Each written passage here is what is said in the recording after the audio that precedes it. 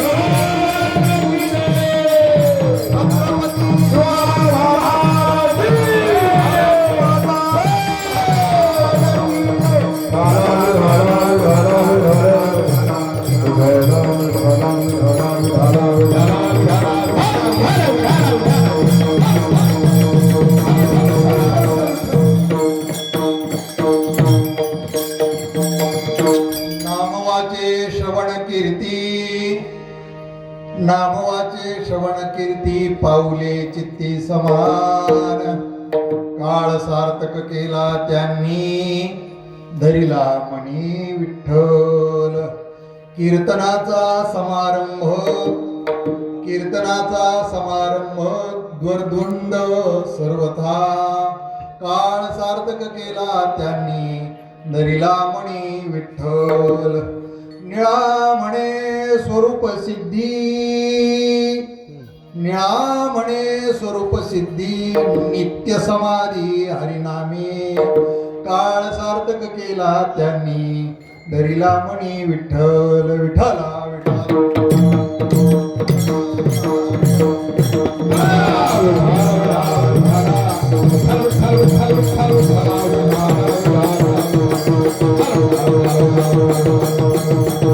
नामवाचे श्रवण कीर्ती पाऊले चित्ते समान काळ सार्थक केला त्यांनी धरिला मणी विठ्ठल पांडुरंगा करो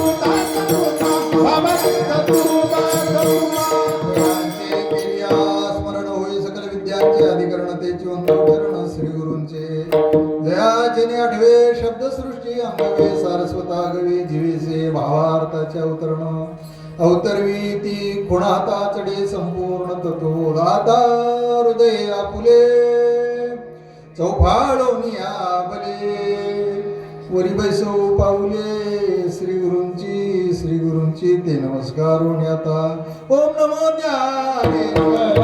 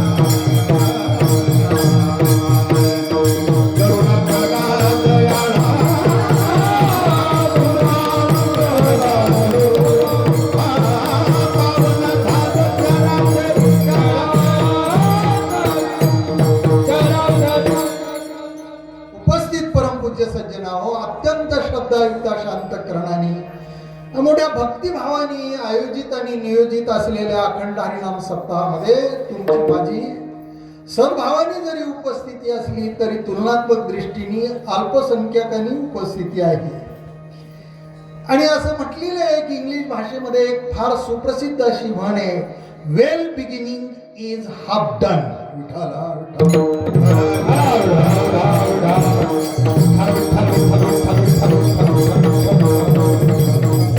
प्रारंभ एकदम उत्तम झाला की तो उत्तम व्हावा यासाठी साधू संतांनी भगवंताच्या नामाचं स्मरण करायला सांगितलं. त्याच्या स्मरणाने आणि आपल्या कर्तृत्वाने कोणत्याही कार्याची सिद्धी होते. सिद्धांत आहे.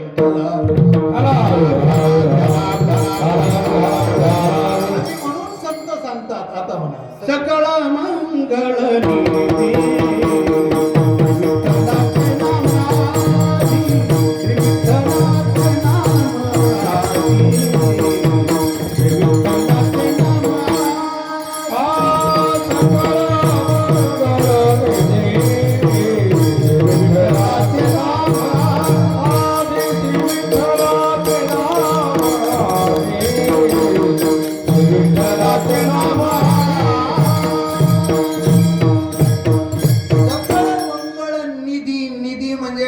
धन साठा आलं लक्षात.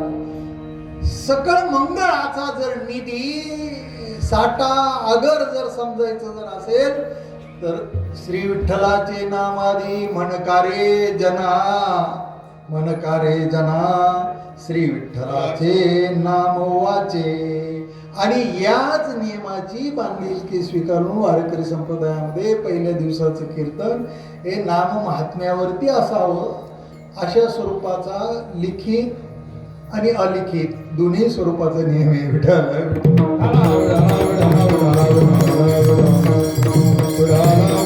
या संप्रदायाचा एक पाईक म्हणून आणि त्या परंपरेला जपणारा एक कीर्तनकार या भूमिकेतून आपल्याला सामोरं जात असताना मी जगदवंदनीय संत सम्राट तुकोबराय यांचे अत्यंत निष्ठावान असे शिष्य पिंपळनेर निवासी निळोबारायांचा संतांच्या जीवनामध्ये नामाचा आदर्श त्यांनी कसा अंगीकारला, शब्द नीट ऐका, त्यांनी तो नामाचा आदर्श कसा अंगीकारला आणि अंगीकारलेल्या आदर्शाला संत कसे अनुसरले.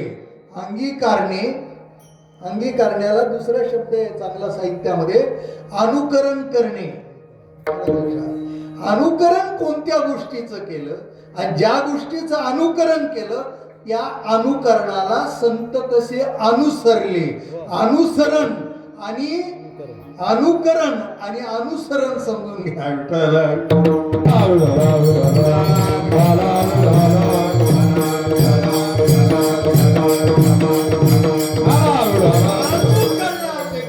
अनुकरणापेक्षा अनुसरण फार अवघडे. जीवे अनुसरली, अनुसरण्याची रीत गवळणींची प्रतिपादन करतोय. जीवे कसं, जीवे अनुसरलेले जीवापासून, जरा शुद्ध मराठीत सांगू का, at the cost of life I surrender at the feet of Lord Krishna. पण प्रश्न असा आहे की इतकं जीवापासून त्याला अनुसरले तरी सुद्धा फलनिष्पत्ती काय व्हायला हवी, अजून का येत, तो अजून काय येत नाही. माझीच्याने त्याला मी अनुसरले जीवापासून तरी तो येत नाही. वेगे आणावा तो से म्हणजे मैत्रीण, त्या मैत्रिणीला ती गवळून सांगते तुझं काही जमतंय का पहा. वेगे आणावा तो से प्राण माझा, तो श्रीकृष्ण दुसरा तिसरा कोणी नसून माझा प्राण आहे. आणि त्याला मी जीवे अनुसरलेले. अनुसरण दूर झाले आणि अनुकरण पुढे आले म्हणून जगाची वाट लागते.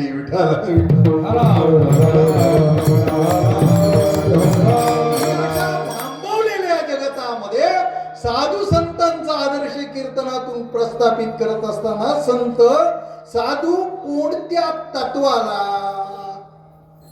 कोणत्या आदर्शाला अनुसरले याचं चिंतन केलं की तो आदर्श आणि अनुसरले दोघांचे मोठेपण आणि सिद्ध होतं.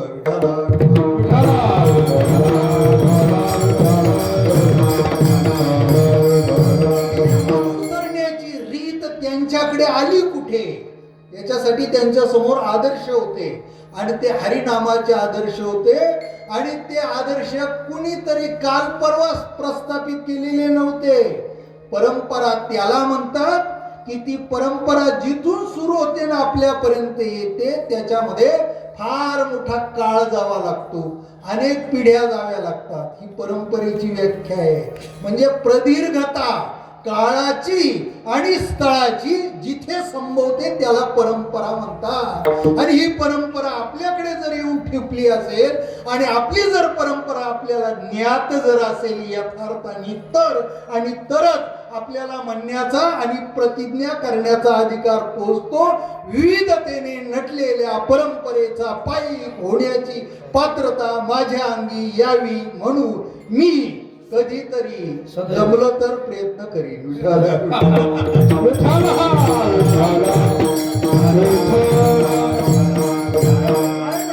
विविधतेने नटलेल्या परंपरेचा पाय, आठवतं ना ही कुठली कुठली वाक्य आहेत एवढं तरी सांगता येईल का नाही? आम्ही जीव काढून पोरांची पाठ करून घेतली. विविधतेने नटलेल्या परंपरेचा नाईक नाही. नाईक म्हटलं ना तर वेगळं काम होतंय. नाईक नाही, पाईक. पाईक होण्याची पात्रता. काय नम्रता आहे, काय शब्द आहे. पाईक होण्याची पात्रता, त्या परंपरेचा पाईक होण्याची पात्रता माझ्या अंगी यावी म्हणून मी सदैव, सदैव हे शब्द अतिशय महत्वाचा आहे. अजिबात सदैव त्याला म्हणतात ज्याच्यात खंडच पडत नाही, त्याला सदैव म्हणतात. सदैव प्रयत्न करीन. काय करीन? प्रयत्न. माझे प्रयत्न कधीतरी आज उद्या जमले तर असं नाही, सदैव प्रयत्न करीन. आणि प्रयत्नात काय सिद्धी आहे आलं लक्षात? प्रयत्न आहे ना सामान्य गोष्ट नाही. वाळूचेही कण रगडिता तेलही गळे अशी एक म्हण आहे की नाही? पण तो प्रयत्न उद्या नाही, आजच. तुम्ही म्हणाल उद्या करू, तर परत एक इंग्लिश मधली म्हण सांगतो, टुमॉरो विल नेव्हर कम. उद्या हा कधीच येत नाही, कधीच उगवत नाही. उद्याची जी वाट पाहताय ना, वाट पाहता पाहता ज्याला तुम्ही उद्या म्हणताय तो आणखीन पुढे ढकलतो. उद्या कधीच येत नाही. म्हणून उद्याची वाट पाहायची नाही, आता विचार करायचा आहे. क्षणोक्षणी आजी करावं,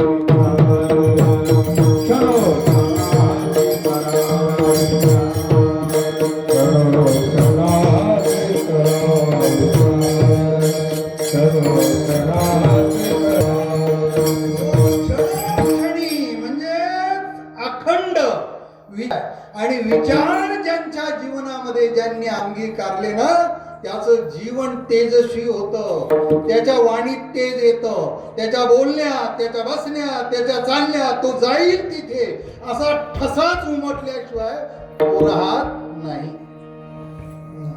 आणि ज्याच्या जीवनामध्ये विचार नाही, रात्रंदिवस विकारांचं चिंतन आहे, तो स्वतःही मातीत गेल्याशिवाय आणि दुसऱ्यालाही मातीत घातल्याशिवाय शांत होत नाही. कळालं विठ्ठल?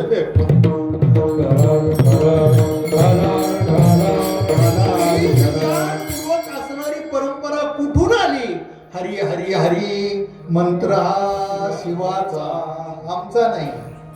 आमचा मंत्र नाही. ज्ञानोबराय म्हणतात, मी फक्त त्याचा उद्घोष करतोय, त्याच्यावरती त्याचं महत्व सांगतोय हरिपाठाच्या द्वारा, पण हा मंत्र शिवाचा आहे. आदिनाथ गुरु सकळ सिद्धांचा, त्यांचा मंत्र आहे हरी हरी हरी मंत्र हा शिवाचा. पण जे कुणी म्हणती जेवाचा तया मोक्ष. तात्काळ इतकी फलद्रूप होणारी साधना दुसरी कोणती आहे का? इतकी तात्काळ फळ देणारी मुखी नाम आणि लगेच या हातावर हात पुढे करा, लगेच मोक्ष. मुखी नाम हाती मोक्ष, ऐशी साक्ष भूतांची. असं इन्स्टंटली, सडनली आणि फलद्रूप होणारी साधना, ती साधना कुणी अंगीकारली आणि त्या परंपरेतून ती आमच्यापर्यंत कशी पोहोचली? आदिनाथ गुरु सकळ सिद्धांचा मच्छिंद्र तयाचा मुख्य शिष्य. मच्छिंद्राने बोध गोरक्षाशी केला, गोरक्ष वळला गैनी प्रती. गैनी प्रसादे निवृत्ती दातार, ज्ञान देवा सार चोजली. हा मंत्र तिथून इथे येईपर्यंत किती जणांच्या कानावर गेला माहितीये का तुम्हाला? आकडा सांगू का? फक्त त्या मंत्रांनी साधना ज्यांनी केली ते फक्त 84 होते. फक्त 84. आपण म्हणतो की लोक ऐकायला येत नाहीत ना, त्यावेळची समस्या तीच होती. किती जणांनी ती साधना केली? ऐकून जणांनी 84. आणि हे 84 सिद्ध व्हायला आदिनाथापासून तर ज्ञानोबारायांपर्यंत एवढ्या परंपरेचा आणि प्रदीर्घ काळ गेला. 84 सिद्धांचा सिद्ध भेटी मेळा. 84 सिद्ध झाले आणि ज्ञानोबारायांपर्यंत हे आल्याच्या नंतर ज्ञानोबाराय म्हटले फक्त 84 जणांनी मुक्त व्हायचं आणि त्यांना फक्त मोक्ष मिळू द्यायचा नाही. ज्ञानोबारायांनी तीच तीच परंपरा, फक्त त्या परंपरेला जी सिक्रेट होती, पूर्वीची परंपरा अशी होती, असं नाम कीर्तनात सांगायचं नाही, नामाबद्दल बोलायचं नाही, उच्चार करायचा नाही. मग तुम्ही म्हणा कसं कळणार? ज्याला कळवायचं ना त्याला आतमध्ये खोलीत घ्यायचं, दरवाजा आतून लावायचा आणि त्याला म्हणायचं सर पुढं, त्याने पुढं सरायचं आणि आपण पुढं सरायचं, म्हणजे एकमेकाला खेटायचं वा. आणि मग अजून पुढं सरा, मग ती म्हणणार अजून किती, आता खेटलो ना तरी नाही नाही तरी पुढं सर, आणि पुढे सरायचं ना असं तोंड धरायचं वा, असा चेहरा धरायचा आणि तो इकडे ओढायचा आणि आपलं तोंड त्याच्या कानावर ठेवायचं आणि मग मंत्र सांगायचा. अशी परंपरा होती बरं का. अशी परंपरा आता परवडेल का? आणि एवढे कान फुकायचे जर ठरले तर काय करावं लागेल कीर्तनकाराला?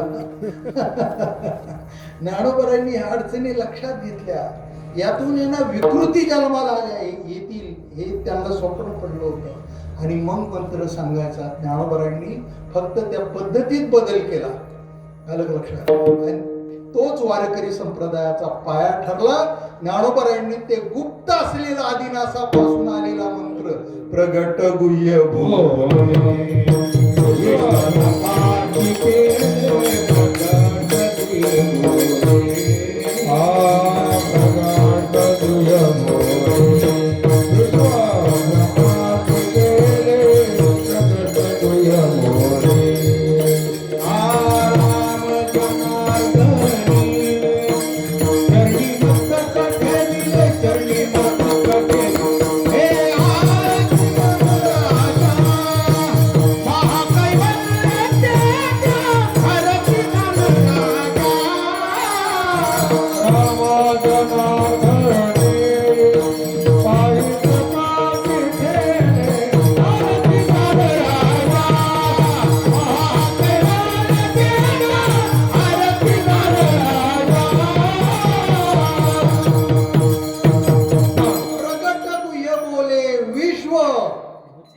जग नाही, फक्त साकोरे गाव नाही, तालुका नाही, जिल्हा नाही, प्रांत नाही, अवघ विश्व. विश्वामध्ये एक पृथ्वी हा एक ग्रह आहे आणि त्याचं अस्तित्व जर दाखवायचं ठरलं ना तर असा पेन उचलायचा आणि कोऱ्या कागदावर नुसता टेकवायचा. टेकल्यावर काय उठेल ना एवढं अस्तित्व विश्वात या पृथ्वीचं आहे. आता त्याच्यामध्ये आपली खसखस कुठे नव्हती कोणाची.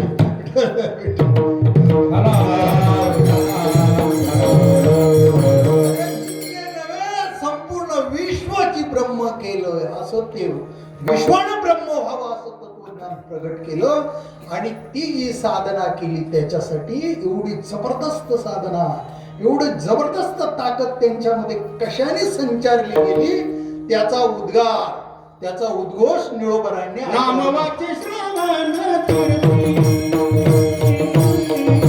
नामवाचे श्रवण कीर्ती,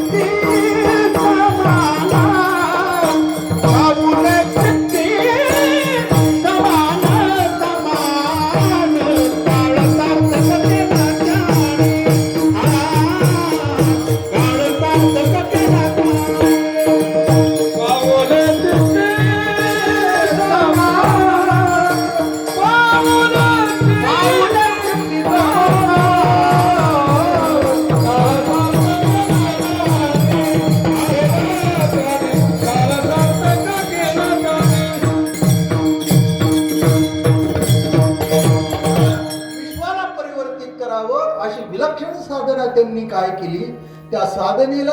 आणि निळोबरांनी आजच्या पहिल्या अभंगातील पहिल्या चरणाच्या द्वारा प्रकाश टाकला की नाम वाचे. त्यांनी वाचेमध्ये नाम धारण केलं. ही नामाची साधना आता मी तुम्हाला सांगून गेलो की कशी होती. प्रगट वाचेनी नामस्मरण करायचं नाही. काय कार्यक्रम चाललाय ना, डोळे झाकून करायचं, तोंड बंद ठेवून करायचं. काय चाललंय काही तपास नाही, लागूनच द्यायचं नाही. अशी साधना होती. वारकरी संप्रदायाने ही साधना अमान्य केली नाही, पण प्रतिष्ठितही केली नाही. अमान्य केली नाही पण प्रतिष्ठित सुद्धा केली नाही. आपल्याकडे काय प्रगट जेवढं असेल ना, जे जे सिक्रेट आहे ना ओपन करायचं, जराही सिक्रेट ठेवायचं नाही. परमार्थिक सारी सिक्रेट आणि वारकरी संप्रदायाने ओपन करून टाकली. आणि याचा उद्गाता ज्ञानोबराय. आलं का लक्षात? प्रगट नुसतं असं नाही म्हणून, ते वाचेनी म्हणणे म्हणजे प्रगट. काय शब्द आहे? प्रकट केलं, त्याचं उच्चारण केलेलं आहे. उच्चार करायचा, ऐकू द्या, काय सिक्रेट ठेवायचं नाही. पण ज्यांच्या समोर प्रगट केलं ना, त्याच्यात पुन्हा 2 प्रकार पडले. ऐकताना कीर्तन, सूत्रबद्ध कीर्तन करण्याचे दिवस निघून गेले. अभंग घ्यायचा आणि सोडवायचा नाही, सोडून द्यायचा, अशा कीर्तनकाराला आता किंमत आली. तर पंचतारांकित विद्यापीठाने ज्या कीर्तनकाराला PhD म्हणजे विद्या वाचस्पती पदवी दिली, तो कीर्तनकार तुमच्या समोर बोलतोय. परंतु महिन्यामध्ये 2-3 कीर्तन नाहीत बुवा. आणि ज्यांनी अभंग सोडून कीर्तन करतायत ना, त्यांची तारीख रिकामी नाही. 4-4 वर्षाच्या तारखा गेल्या. एवढा समाज सुजान झालाय. विठाला विठ्ठल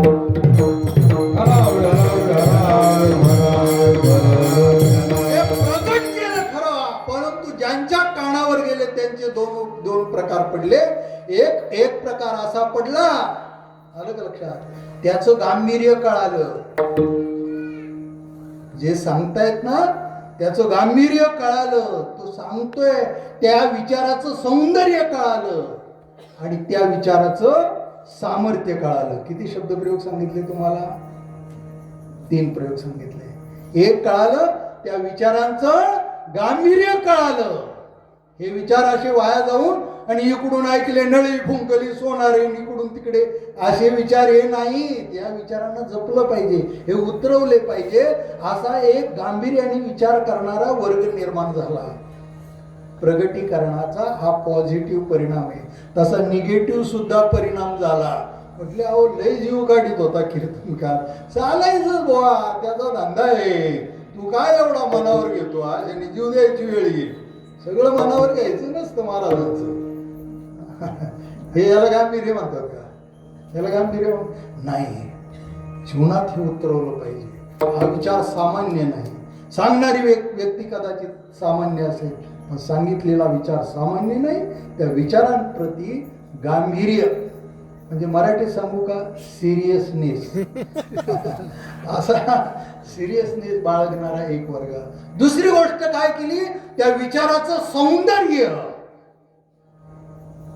लक्षात घेतलं. आणि आणखीन काय लक्षात घेणारा वर्ग निर्माण झाला, त्या विचाराचं सामर्थ्य, गांभीर्य, सौंदर्य आणि सामर्थ्य.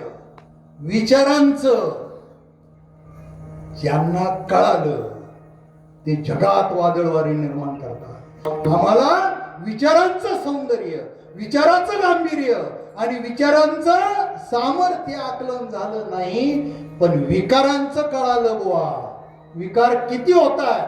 नवरी मुलगी घेऊन मंडपात या, माईकवर बोंबलायचं काम चाललंय जीवन, तरी मुलगी मंडपात येण्या. शोध घ्यायला सुरुवात केली. म्हटलं कुठे गेली? पळून गेली. पळून आता काय करायचं? तांदूळ पुन्हा टाकायचे. तांदूळ वाटून झालेले. ऐकले की नाही? असं पाहता की नाही तुम्ही? हे कशाचा प्रकार आहे? का पळाली? विचारानं पळाली का विकाराने पळाली? बोला जरा. असं एवढ्या समाजाला डावलून आई वडिलांची सगळी आबरू मातीत घालून पळण्याची प्रवृत्ती होते ना, हे सुद्धा सामर्थ्य आहे. पण हे विचारांचं नाही, हे विकारांचं सामर्थ्य आहे. विठाला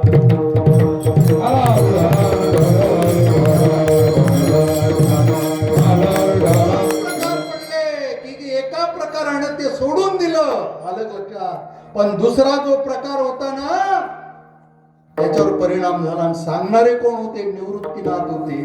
आणि निवृत्तीनाथ सांगत होते, ज्ञानदेवा बाप रखुमा देवीवरू न विसंबे सर्वथा, निवृत्तीने तत्वता सांगे. ऐकणारे ज्ञानोबराय होते. ऐकल्यावर काय परिणाम झाला? तो मज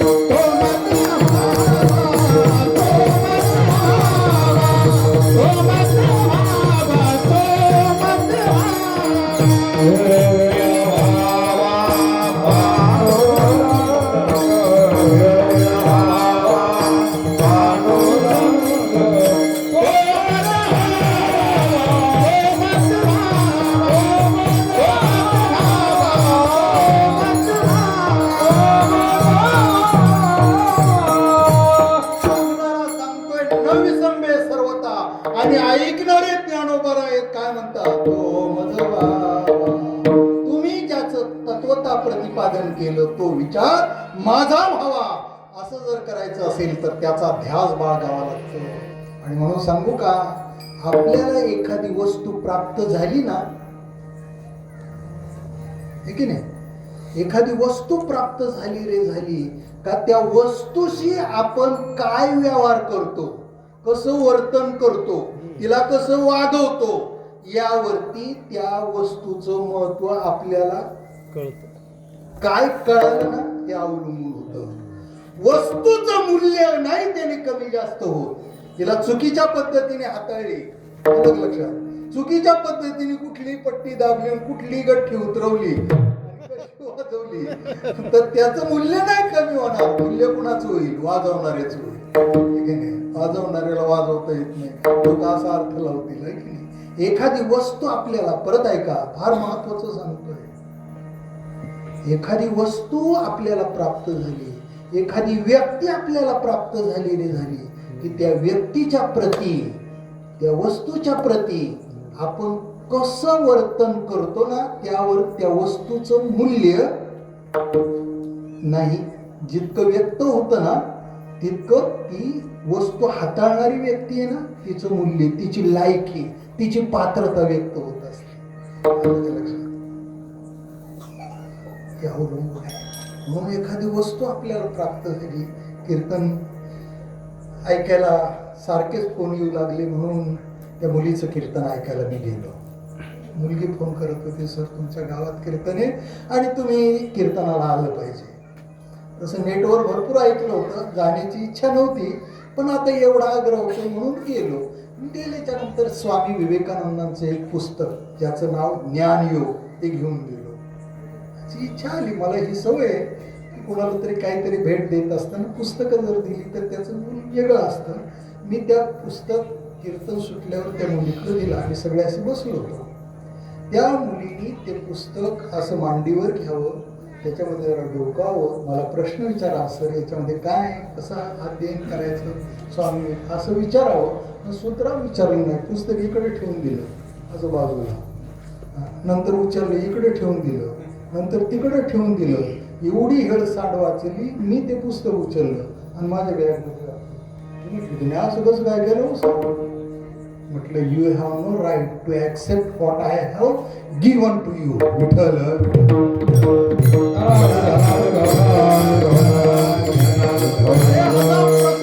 ज्ञानाचा की जगात वादळ वारं निर्माण करणाऱ्या स्वामी विवेकानंदांचे शब्द ग्रंथीत केलेल्या हातात गेल्याबरोबर माणसाने ते आपल्या कपाळी लावले पाहिजे आणि मोठ्या आस्थेने देणाऱ्याच्या बद्दल धन्यवाद देऊन आहे ना, ते आपल्या पिशवीमध्ये जपले पाहिजे आणि नंतर डोक्यात वागवले पाहिजे. त्याची चाललेली हेळसांड म्हणजे प्राप्त झालेल्या वस्तूचं त्यानं त्या पुस्तकातलं मूल्य कुठं गेलं नाही, ज्ञान काही कमी झालं नाही, पण ज्याला दिलं होतं ना त्याची लायकी सिद्ध झाली की देणाऱ्याला पस्तावा झाला. आणि आपलं परत आपल्या बॅगमध्ये ठेवलेलं बरं.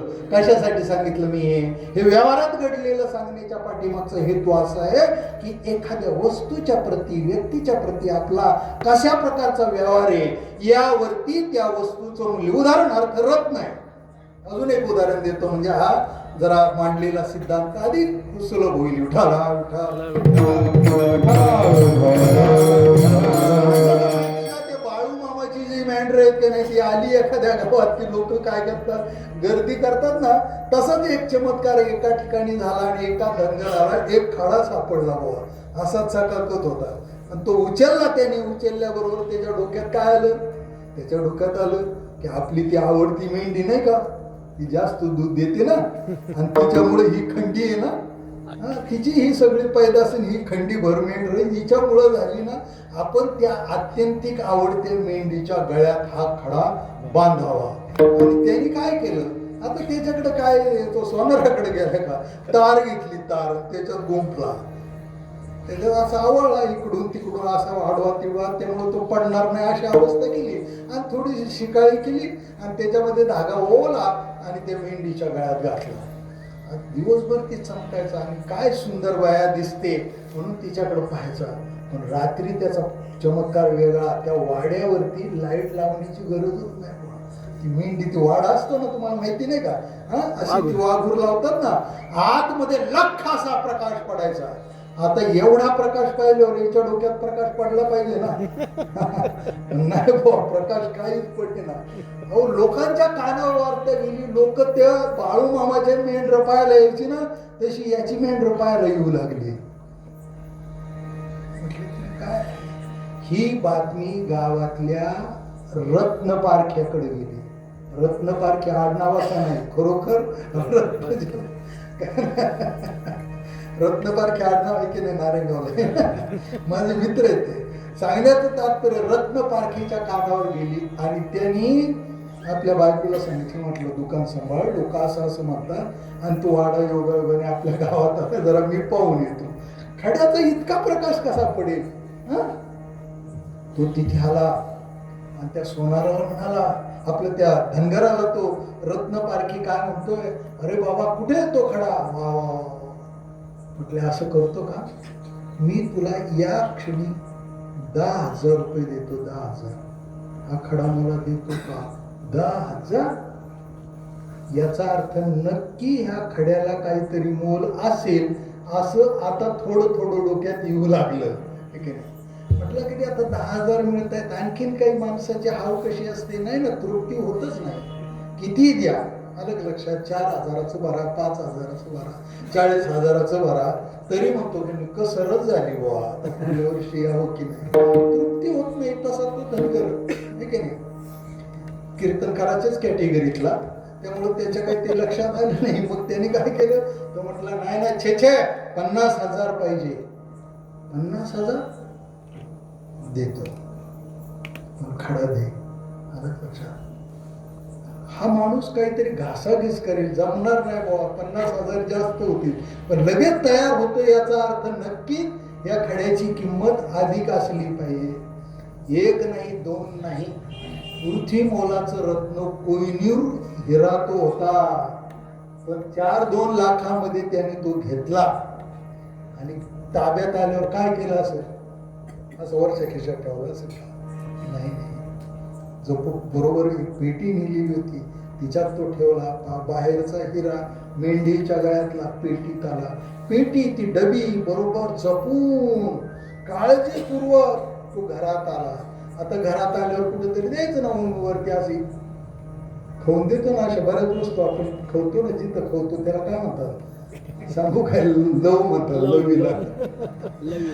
असं खाऊन द्यायचं का नाही, नाही नाही. तो बाहेरच्या घरातून आतल्या घरात असतो. असे घराला कप्पे असतात ना, पहिली ओसरी असते, अंगणावर आला, नंतर ओसरीत गेला, ओसरीवरून मधल्या घरात नाही, आतलं जे घर आहे ना, मागचं घर, तिथे गेला. तर तिथे जाऊन ठेवावं की नाही कोणाऱ्यात, नाही, तिथं तिजोरी होती. आता तिजोरीला अनेक कप्पे असतात, कोणत्या तरी कप्प्यात ठेवून दिला तर काय बिघडेल, नाही, तिजोरी ते आणखीन आधी एक कप्पा असतो, असा आडवा असतो, ठीक आहे ना, असा आता आडवा हात घालावा लागतो, आडवी चावी अशी फिरवावी लागते आणि त्याच्या आतमध्ये तो हिरा. किती किती कप्पे पार करून गेला, कुठला हिरा कुठे जाऊन पोचला का. आपल्याला सुद्धा कधी हे परिवर्तन येतं तर त्या हिऱ्याचं मोल करणारा आपल्याला रत्नपारखी मिळत नाही बाबा. एके दिवशी अशी खंत व्यक्त केली की काय करू महाराज. तो म्हटला तो महाराज आता जगात नाही. तो म्हटलं कोकणात चला, कोकणात तुमची कीर्तनं जर अशी व्हायला पाहिजे आणि लोकांना जर आवडायचं असेल तर कोकणात तुम्हाला माझ्या बरोबर यायला पाहिजे. तिथे एक बाबा आहे, त्या बाबाकडे गेलो. तो बाबा एक वस्तू देतो.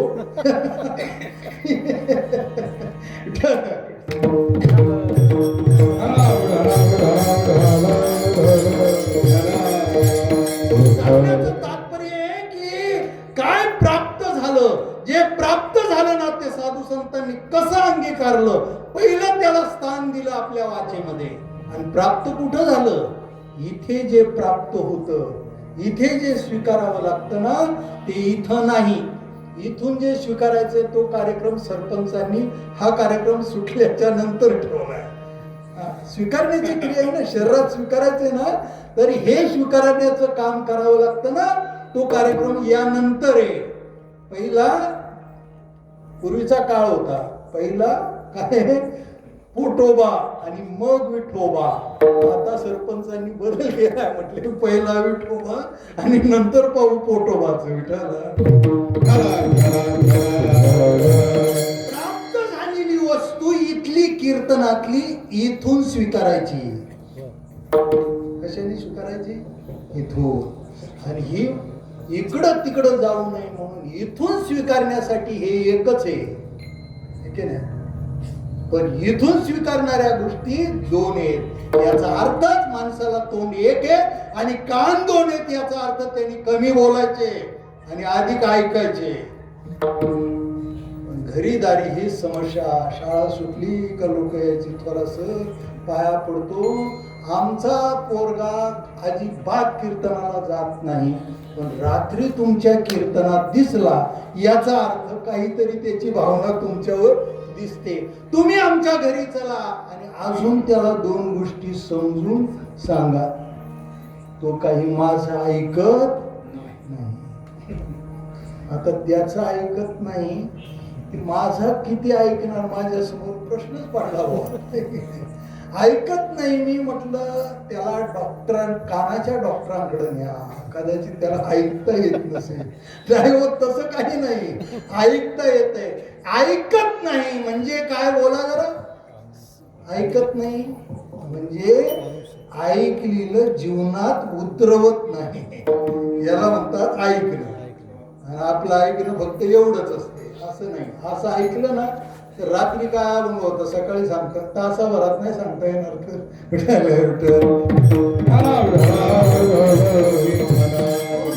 कीर्तन करायला आव्हान दिलेलं होतं श्रोता म्हणून. म्हटलं अभंग तर पाठ झाला, पण तुम्ही काय सांगितलं एकदा ऐकून पहा. तुमचं कीर्तन नाही जसं तसं केलं तर माझं नाव दुसरं ठेवा. तो म्हटलं कसं काय हे शक्य होतं, त्याच्यासाठी ऐकावं लागतं ठीक पद्धतीने. आलं का. आणि म्हणून जे ऐकलं, कानावर आलं साधू संतांच्या, त्यांनी काय केलं, जे कानावर आलं ना, जे ऐकलं ना, त्याला स्थान इथे दिलं. नाम वाचे, वाचेमध्ये नाम ठेवलं. नाम वाचे आणि इथे काय ठेवलं, जो नाम आहे ते नाम ज्याचं आहे त्याला नामी म्हणतात. नाम कुठं, वाचे. आणि जो नामी आहे ना त्या नामी बच्च आणि संकीर्तन, कीर्ती ऐकायची. श्रीकृष्णाचं हरीचं नाम इथे. आणि हरी कसा आहे,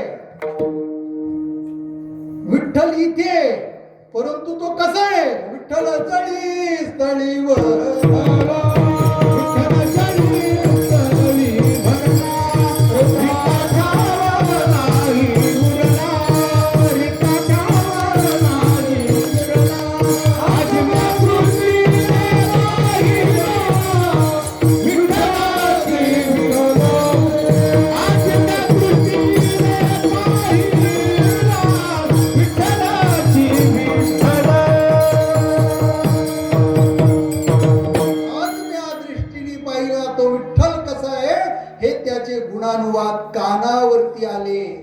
आणि कानावर ज्याचे आले ना तो मनामध्ये भरला. बैसला डोळा देखीला डोळा बैसला आणि तोची वदनी उच्चारी. परिणाम झाला. कथाकार कथा सांगत होते. कुठून आणले होते त्यांना? असे लांबून महाराज आणला का तो मोठा, बरं का. पुन्हा गाडीने आला का तो मोठा, आणि जो अधिक पैसे घेतो तो मोठा. मग तो त्याच्याकडे PhD जरी असली तरी छोटा. विठ्ठल विठ्ठल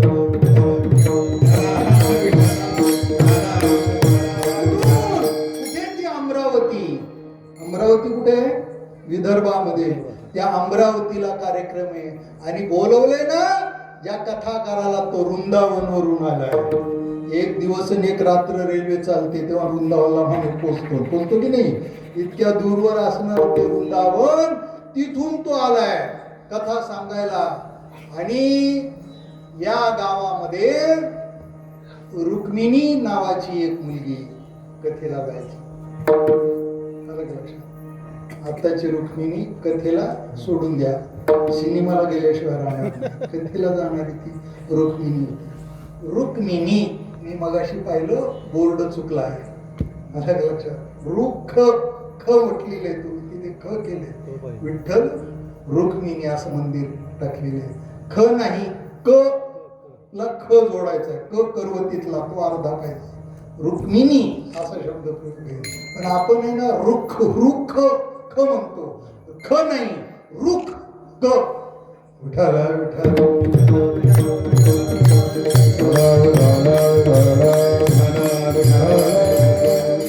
रिटायर जरी झालो तरी शिक्षक माझ्यातला.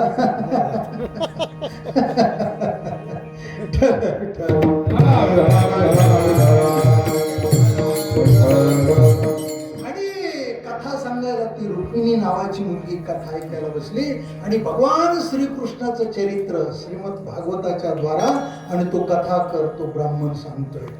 म्हणून रुक्मिणी स्वयंवर वाचा, त्यातलं मी बोलतोय. रुक्मिणी स्वयंवर कमीत कमी स्त्रियांनी एकदा तरी हा ग्रंथ वाचावाच अनुष्ठानपूर्वक.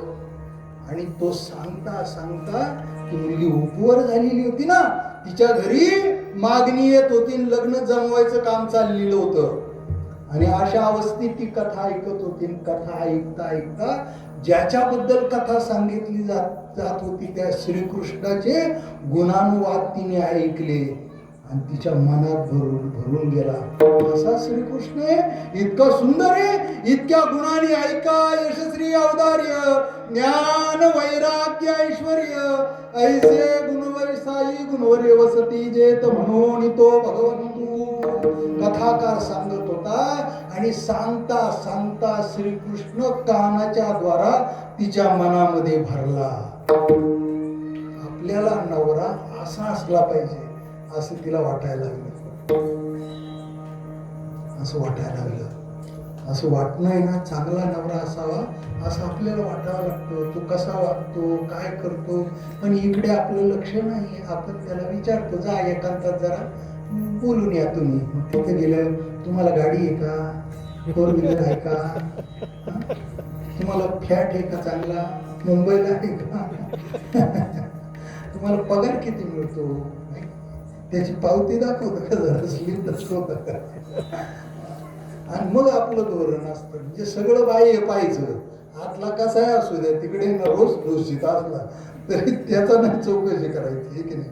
तुम्ही पीत नाही ना, तुम्ही उत्तम आहात ना, कीर्तन करताना, कीर्तनाला जाताना काही नाही, परिस्थिती बदलून जाईल. माणूस चांगला आहे ना, बदलायला टाइम लागत नाही. माझं लग्न जमत होतं तेव्हा गुलाबराव वळसे सरांना आमच्या वाडीतल्या काही माणसांनी पत्रे लिहिली की त्यांना मुलगी देऊ नका आणि एकदा घर पहा, तुम्हाला चक्कर येऊन खाली पडाल, अशी पत्र त्यांना गेली. त्यांनी मला ती पत्र दाखवली. म्हटलं सर, खरोखर अशीच परिस्थिती आहे. ज्यांनी पत्र तुम्हाला पाठवले ते चुकीचं नाही, पण तुम्हाला मुलगी जर द्यायची असेल तर माझ्या घराकडे पाहून देऊ नका, माझ्याकडे पहा. लक्षात, जे घर इतकं होतं सरपंच तिथे पाण्याच्या लायकीचं नव्हतं. तिथे शेळी बांधलेली आणि तिथं स्वयंपाक आणि तिथंच झोपायचं, सगळ्यांनी तिथंच गाडायचं, सकाळी आईने तिथंच दळायचं आणि पुन्हा मला एकदा धक्का देऊन उठवायचं आणि पाय पसरून बुवा कीर्तन करायला. इतके वाईट दिवस की आईला दळू लागायचं. हे दिवस अनुभवले. आता 1.5 कोटीचं घर आहे माझं. का झालं बदल हा? त्याच्यामुळे परिवर्तन होतं. माणसामध्ये काय ताकद असते ना, दिवस जातील आपण ते पाहत नाही. सगळं रेडीमेड पाहिजे, असं पाहिजे. त्यातली रुक्मिणी नव्हती. रुक्मिणीचं सांगतोय. आणि मग रुक्मिणीने काय केलं आणि इतका मनात भरला आणि कथा संपली वा. संपल्यानंतर रात्री उद्या कथा संपणार, सत्कार होणार, काल्याचं कीर्तन होणार आणि कथाकार काय होणार, वृंदावनाला निघून जाणार. तिला रात्री झोप लागली नाही. तिने कोरा कागद उचलला आणि एक पत्र लिहिलं. लक्षात काय पत्र लिहिले, कोणाला लिहिलं? श्रीकृष्णाला पत्र लिहिलं. आणि पोचवायची काय योजना केली? काका जरा इकडे या ना. काका म्हटले काय बोलायची ती तर बोल ना माणसामध्ये. नाही मला एकांतात बोलायची, एकांतात जरा इकडे या ना. त्या कीर्तनकाराला बाजूला काढला आणि पत्र दिलं हातात. तुम्ही ज्या श्रीकृष्णाबद्दल सांगितलं ना त्या श्रीकृष्णाला फक्त हे पत्र पोच करा. अशी घडी घालून पत्र दिले. ते पत्र श्रीमद भागवतामध्ये जरा वाचा. आलं का लक्षात? वाचा. त्याच्यावरती सुंदर लेख मी संपादित केलाय. कमीत कमी नाही काही तर तो लेख तो वाचा. विठ्ठल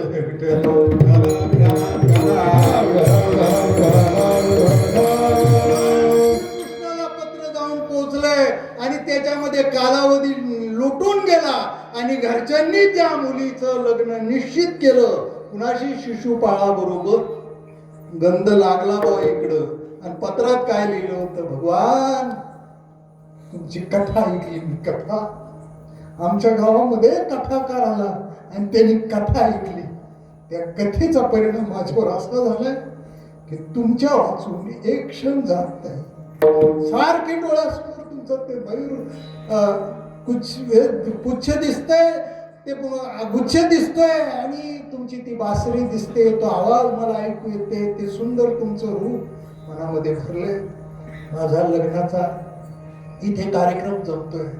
तुम्ही माझ्या मनात आता दुसऱ्या कुणालाही स्थान नाही. हे पत्र वाचा आणि हात जोडून आणि पाया पडून मी प्रार्थना करते, तुम्ही या आणि माझा स्वीकार करा. असं पत्र लिहिलं बाबा. आणखीन खूप मजकूर लिहिलाय त्याच्यामध्ये. तो मजकूर मोठा वाचण्यासारखा आहे. आपल्याकडे वेळ नाही सांगायला. सांगण्याचं तात्पर्य असं आहे. आणि ते पत्र जेव्हा श्रीकृष्णाच्या हातामध्ये पडलं, अरे ज्या मुलीने आपल्याला कधीच पाहिलेलं नाही, केवळ आपल्या गुणांचं चिंतन ऐकून, आपल्या रूपाचं चिंतन ऐकून आपल्यावर प्रसन्न, नक्की ती मुलगी आपल्या जीवनामध्ये येऊ घालते, येऊ पाहते, ती नक्की पात्रतेची असेल. आपण प्रयत्न केला पाहिजे.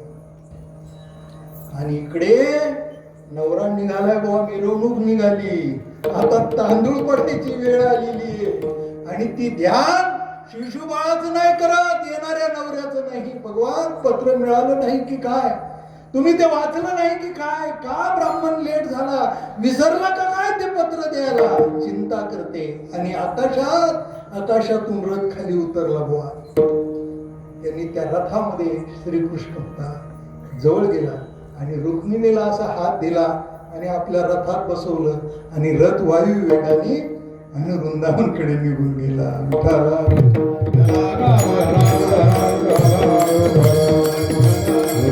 यासाठी सांगितलंय की अभंगामध्ये श्रवण शब्द आलेला आहे. श्रवणाचा झालेला परिणाम की तिला श्रीकृष्ण प्राप्त झाला बुवावर या स्वरूपामध्ये. आणि म्हणून नाम वाचे श्रवण कीर्ती, कानावर त्या भगवंताची कीर्ती म्हणजे कीर्तन येऊ द्यावं. काय येऊ द्यावं? कानावरती कीर्तन. नाही तर आमच्या कानावर आम्हाला इतका ऊत येतो की पोर लगेच नाचायला सुरुवात. सलामी इश्क तेरी जान जरा. असं सांगावं का? पण काय म्हणतात, जिला म्हणतात ना तिला म्हणतात जरा तू भूल करलो. असे भूल करायला सांगणारे कीर्तन नसते. भूल जावी यासाठी कीर्तनी, भूल यावी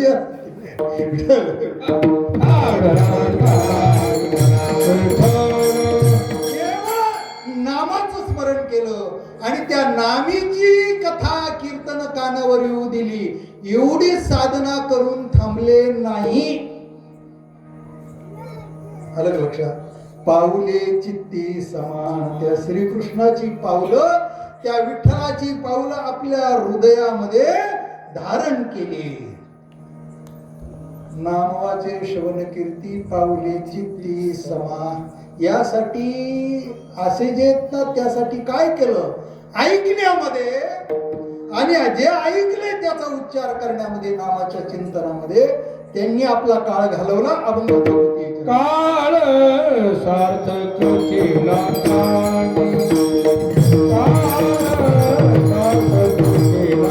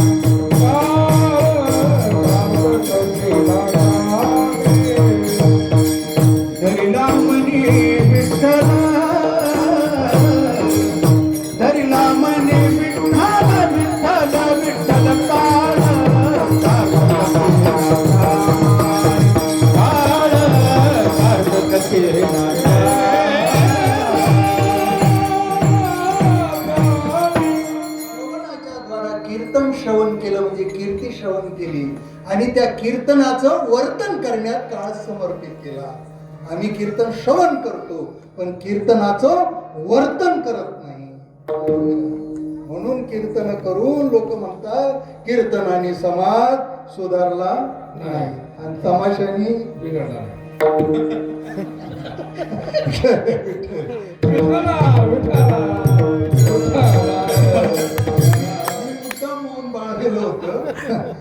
ते तुमचं पाठांतर जास्त आहे त्या संदर्भात. तुम्ही पहिले गायने निघता आहे की नाही. नारायणगाव पंढरी आहे ना, पण कशाची? हरिनामाची का?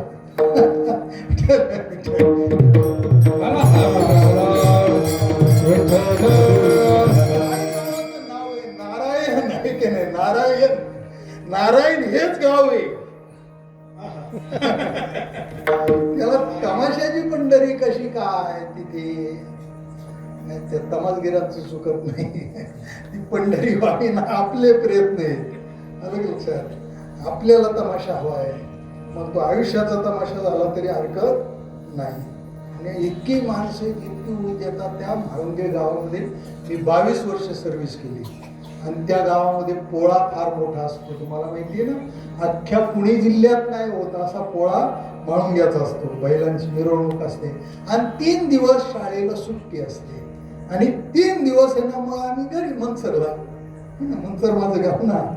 मी कधीच त्या गावात त्या पोळ्याला गेलोच नाही. सगळे विद्यार्थी एका दिवशी माझ्या भोवती जमा झाले आणि म्हटले की सर काव रोज आमच्या गावाला येतात. म्हटलं यावंच लागते, ड्युटी आहे ना. पण तुम्ही 3 दिवस का गैरहजर राहता? 3 दिवशी काय काय घडते जरा एकदा पहा ना. आमचे हात जोडून विनंती, आमच्याकडे या, जेवायला या, राहण्यासाठी या. आणि त्या विद्यार्थ्यांचं लेकरांचं म्हणणे मान्य करून गेलो. म्हटलं आता हे सगळे कार्यक्रम आपल्याला पाहायला भेटणार म्हणजे सकाळी जाण्याऐवजी आपलं 4 वाजता निघालो. मिरवणुका संपत आल्या त्या बैलांच्या. संध्याकाळी जेवण झाली मुलांच्या घरी आणि संध्याकाळी काय तमाशा आहे बुवा. मी त्या गावात एवढी माणसं एकत्रित त्याच दिवशी पाहिली बुवा. एवढी माणसं एकत्रित. ती माग नाही का ते गेट प्रवेशद्वार आहे ना, सरपंच तिथपर्यंत लोक बसली होती मला जागा कुठे, मी झालो लेट तमाशा. आता पुढे या पुढे या, कोण आपल्याला म्हणणार, कोण मस्कार. उलट मंडळी माझ्याकडे पाहिजे, सर तुम्ही आणि इकडं वाट चुकली आपली. असा उभा राहिले आणि माझ्या समोर काही अशी लोक बसले, सगळे बसलेल्यांच्या मागे मी उभा ना, मी उभा राहून तमाशा पाहत होतो. आणि काय ते वाक्य त्या म्हातारीने विचारलं. असा एक म्हातारा खाली असा बसलेला होता, डोक्यामध्ये फेटा होता बुवा. आणि जशी गवळण तिकडे चालली ना, त्याने डोक्यातला फेटा काढला आणि त्याचा शेपुरा असा हातात धरला आणि असा बेरकावला. बघा आता हे म्हातारपणामध्ये काय तारुण्य त्याचं जागं झालं होतं गवळणीला पाहून. आणि काय उद्गार काढले ना ते सांगायचे मला. म्हटलं काय बिड्याबाई नाचती, अक्षरशः बोरातली आळई. बोर पाहिलं ना तुम्ही, बोरामध्ये एक आळई असते, ती पहा तुम्ही, जर ती पाहिली ना तर ती अशी अशी अशी वर खाली ना अशी होत राहते, खूप हालचाली करते. त्यांनी ती उपमा दिली, काय बाई नाचती बुवा, अक्षरशः बोरातली आळई. येते लक्षात? अशा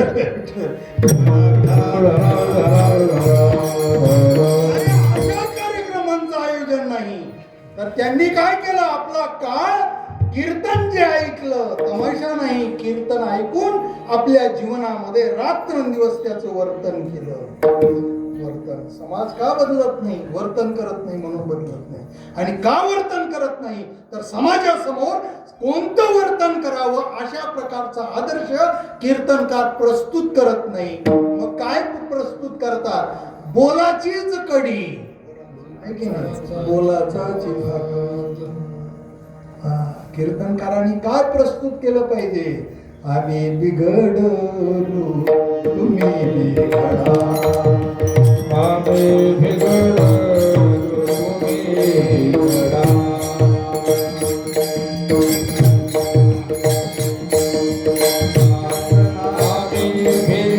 बिघडलो तुम्ही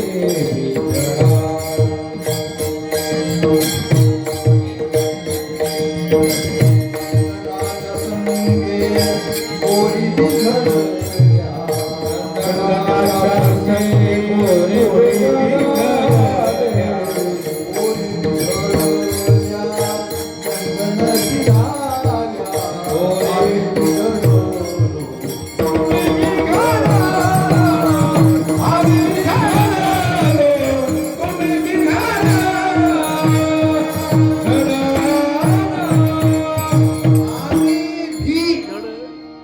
आम्ही भी म्हणजे आम्ही सुद्धा, आम्ही भी घडलो, आम्ही भी घडलो घरातला,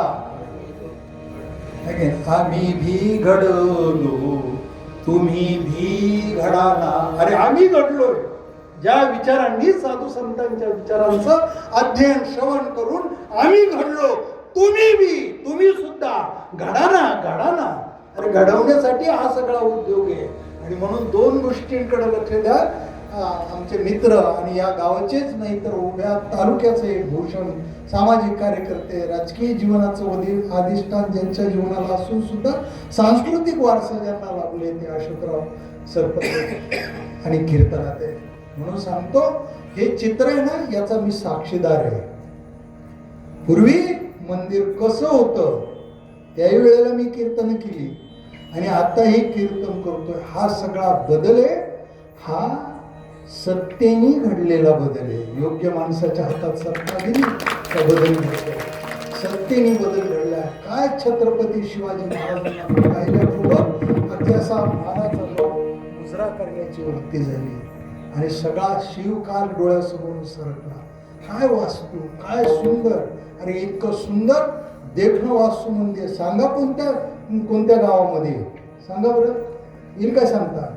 इतकं सुंदर मंदिर कसं उभं राहिलं, एवढी सुंदर वास्तू, सुंदर कंपाऊंड, सुंदर हे सगळी व्यवस्थेचा हा परिणाम आहे. नुसती व्यवस्था असून चालणार नाही. आणि त्याच ठिकाणी हे जे कीर्तन आहे ना, ही लोकांनी एकत्रित यावं आणि त्यांच्या अवस्था प्राप्त व्हावी. व्यवस्थेने म्हणजे सत्तेच्या द्वारा जो परिवर्तन येतं त्याला भौतिक परिवर्तन म्हणतात. पण सत्तेला इथे मर्यादा पडते आणि सत्ता कीर्तनकाराला बोलवते ना अखंड हरिनाम सप्ताहाचं आयोजन करतात की बदल, भौतिक बदल म्हणजे काय, इमारती उभे राहतील, रस्ते दुरुस्त होतील, पाणी पुरवठा होईल, जलसिंचनाच्या योजना येतील, तंटामुक्तीमध्ये अनेक गाव, काय नाव दिलं तुम्ही सरपंच त्या ग्रामपंचायतला, छत्रपती सचिवालय असं काहीतरी नाव आहे. म्हणजे हे सगळं घडेल. यानं काय होईल, होईल ते भौतिक सुधारणा होतील. नैतिक सुधारणा जर व्हायच्या असतील लक्षात, ते सरपंच करू शकणार नाही, ते कीर्तनकार करतील. ते गावातल्या ठरावानं भौतिक सुधारणा सक्सेसफुल होतील, परंतु नैतिक समाजाची उन्नती जर व्हायची असेल तर कीर्तन, पारायण, भजन या वाचून दुसरा पर्याय नाही.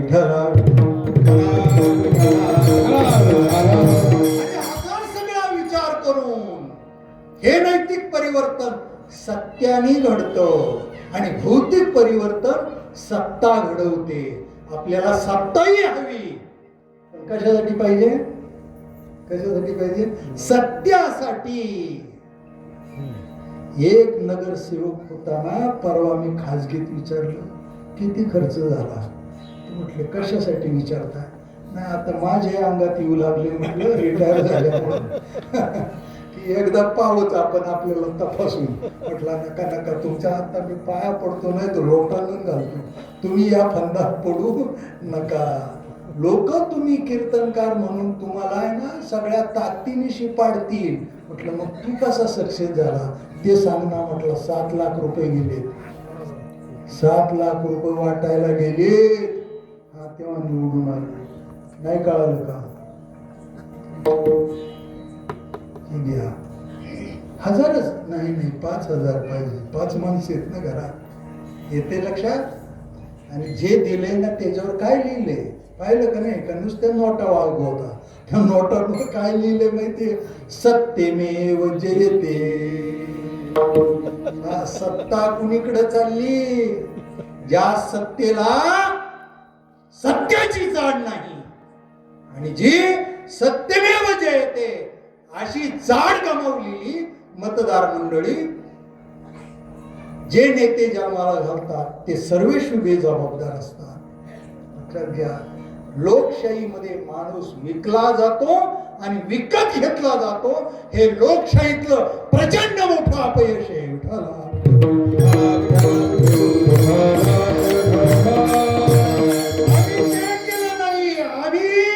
सत्याला धरलं आमच्या मनामध्ये, सत्य तू सत्य तू सत्य तू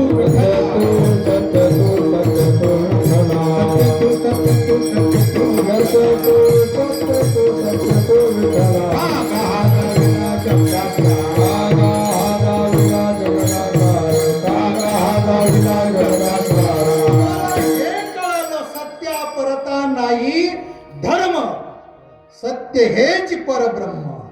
सत्यापेक्षा वेगळा धर्म नाही आणि सत्य हेच परब्रह्म, हेच परब्रह्म आहे हे आम्हाला कळालं. आणि हे जगाला कळून देण्याच्यासाठी आम्ही काय केलं, अभंगाच्या 3ऱ्या कीर्तनाचा समारंभ, कीर्तनाचा समारंभ, कीर्तनाचा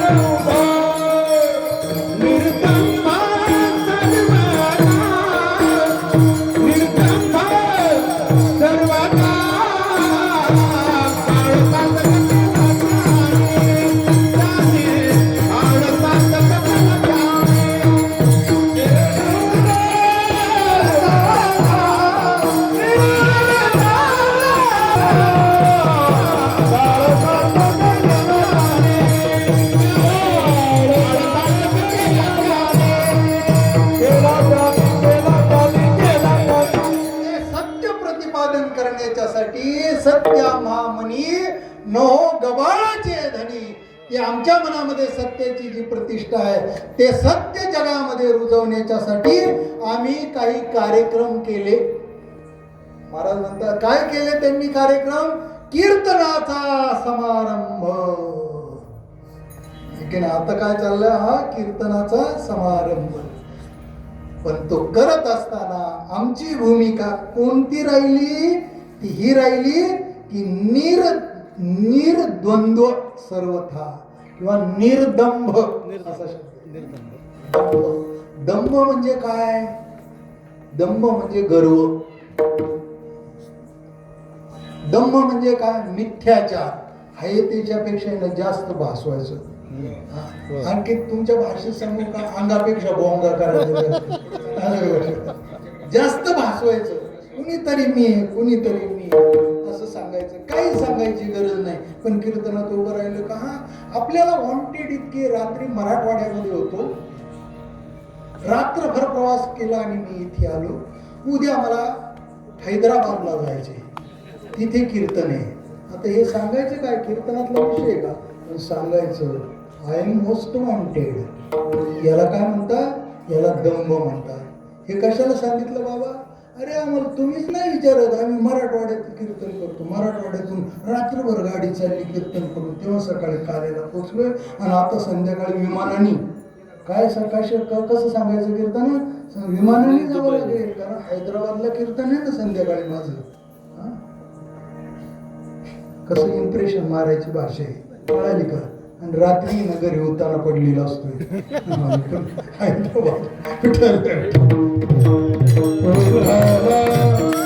त्याला म्हणतात दंभ. अशी दांभिकता आहे ना खूप वाढलेली आहे. इतकं इम्प्रेशनच लोकांवर झालं पाहिजे. वा एका कीर्तनकाराने चेहऱ्याची सर्जरी केली. कशासाठी? कीर्तन एवढ्या बायांच्या एवढ्या पुरुषांच्या पुढे उभं राहायचं म्हणजे कसं दिसलं पाहिजे. हा स्मार्ट दिसण्याची स्पर्धा आहे बुवा. माझ्या चुलतीचं 5.5 महिने होते. सरपंच तुम्ही आले होते वाटतं कारवर. चुलती आणि ते सगळं आता जबाबदारी ते चुलत बंधू म्हटलं की आता सर तुम्ही सांभाळायचं. फक्त त्यांनी आग्रह एकदम खंबीर धरला. म्हटलं की अमुक अमुक बाई आता सांगत नाही भाऊ कोणाची बिहा दूर करण्याचा आपल्याला काय अधिकार. तिचंच कीर्तन झालं पाहिजे. मी म्हटलं नाही असं नका करू. आपण फार खर्च येणार आहे. म्हटलं जाऊ द्या ना पाहिजे. सगळं गाव ओलांडलं पाहिजे. शेवावाडीला आलं पाहिजे. आणि बोलवली बाई. सारखा माझा फोन चालू. निघाले का? डोंबिवलीवरून निघाल्या का? आता कुठं आल्या? घाटात आल्या? आणखी पुढं कळालं तर काय तुम्हाला?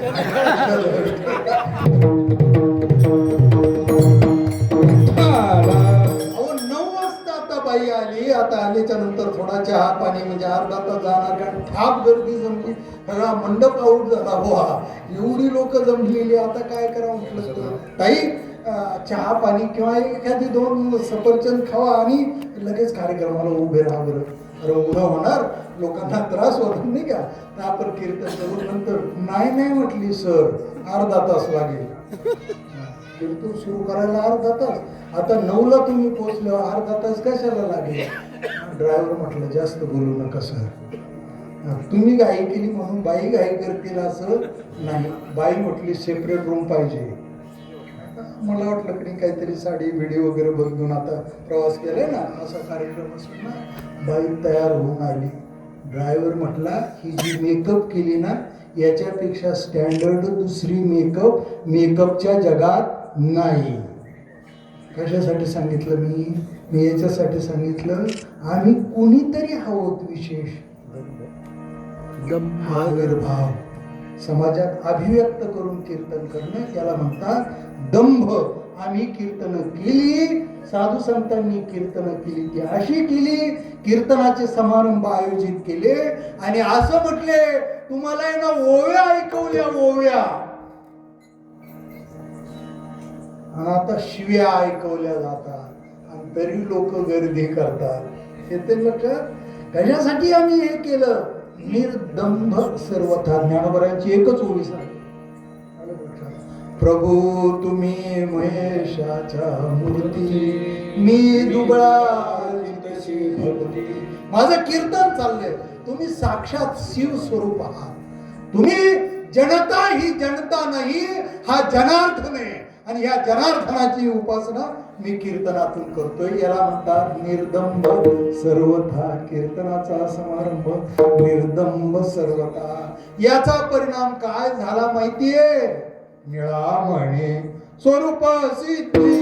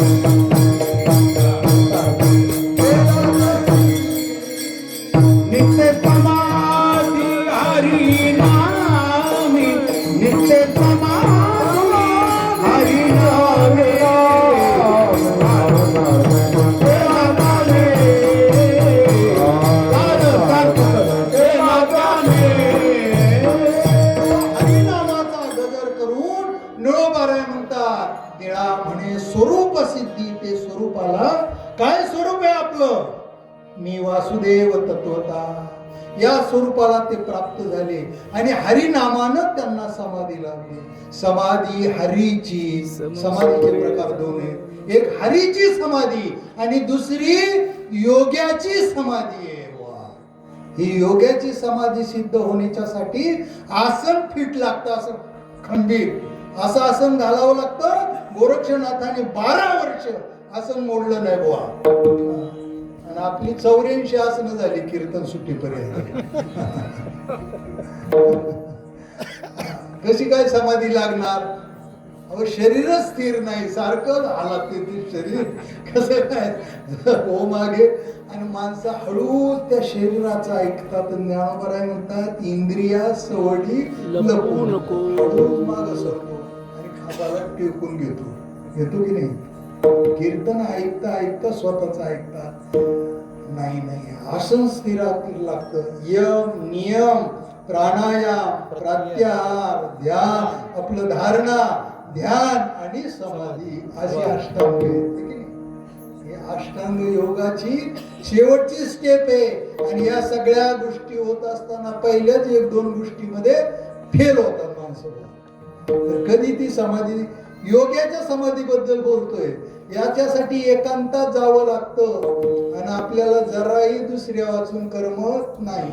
जरी एकांतात आपण गुरं चारायला गेलो तरी सुद्धा आपला मोबाईल जर आपल्या घरी विसरला असेल तर आपण पळत पळत घरी येतो. मोबाईल शिवाय जमत नाही. तास तास जीवली का ग, काय केलं होतं जेवायला? सारखा आपण कॉन्टॅक्ट मध्ये राहतो. एकांत आपल्याला सोसत नाही. लक्षात, मी हा प्रयोग केला आणि एकांतामध्ये गेलो.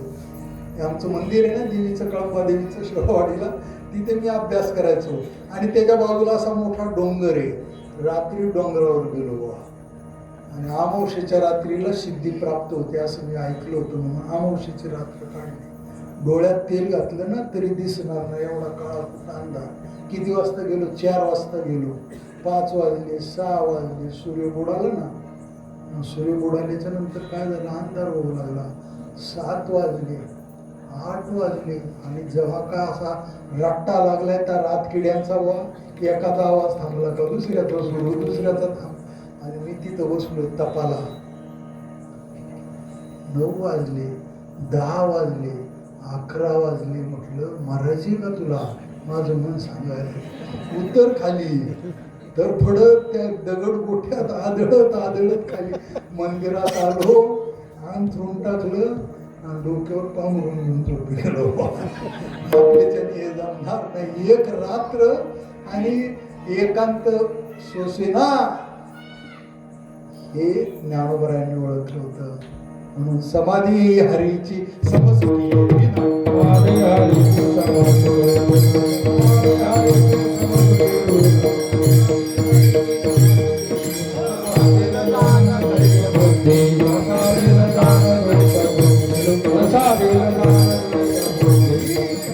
हरीची समाधी. मी योग्याची समाधी नाही. वारकरी संप्रदायाला हरीची समाधी लागते. असवायचा कोठी आठवची नाही काय खातो आम्हाला गाताना समाधी खाताना चालताना समाधी. अरे काय समाधी आहे ती अवस्था आहे का? अनंतेतीचा मुखयासी वाचा वैरे ऐकती कानी रे आंधळ्याशी डोळे पांगळ्याशी पाय. तुका म्हणे वृद्ध वृद्ध म्हणजे म्हातारे वृद्ध होती तरणी रे नाचत जाऊ त्याच्या कशाचा परिणाम आहे? निळा म्हणे स्वरूप सिद्धी नित्य समाधी हरी नामे.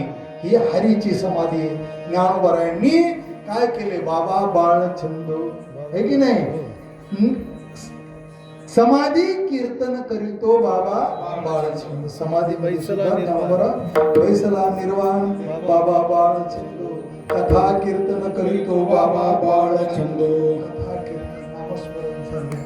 आणि हा विठोबा रुक्माई हा जे भजन आता आपण म्हणणार आहे ना ते भजन प्रथम ऐकायला आलेलं ना ते ज्ञानोबरायांच्या तिथून समाधीतून. आणि ते वारकरी संप्रदायामध्ये रूढ झालं. विठोबा रुक्माई ज्ञानोबराय भजन करत होते विठोबा रुक्माई. आणि म्हणून विठोबा रुक्माई गाथा ज्ञानेश्वरी गाथा ज्ञानेश्वरी पंढरीची वारी आणि रामकृष्ण हरी. संपला वारकरी संपला. अलग लक्षात. त्या हरिनामानं समाधी लागू शकते ही तल्लीनता निळोबरांनी अनुभवली. आणि म्हणून निळोबरांनी लिहिलं निळा म्हणजे स्वरूप सिद्धी नित्य समाधी हरिनाम. काय होतं नामस्मरण? विठोबा